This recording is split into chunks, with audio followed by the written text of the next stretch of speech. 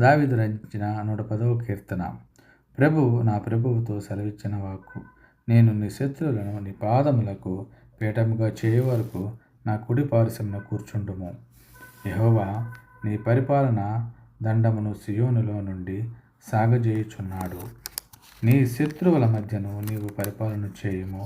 యుద్ధ సన్నాహ దినమున నీ ప్రజలు ఇష్టపూర్వకముగా వచ్చెదరు. నీ యవనస్తులలో శ్రేష్ఠులు పరిశుద్ధలంకృతులై మంచు వలె అరుణోదయ గర్భములో నుండి నీ యొద్దకు వచ్చెదరు. మెల్కీసెదెకు క్రమము చొప్పున నీవు నిరంతరము యాజకుడిపై యుందువని యెహోవా ప్రమాణము చేసి ఉన్నాడు.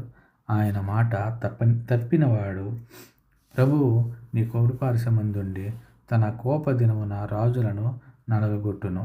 అన్యజనులకు ఆయన తీర్పు తీర్చును. దేశము శ్రమలతో నిండియుండును. విశాల దేశము మీది ప్రధానుని ఆయన నలగగొట్టును. మార్గమున ఏటి నీళ్లు పానము చేసి ఆయన తల ఎత్తును.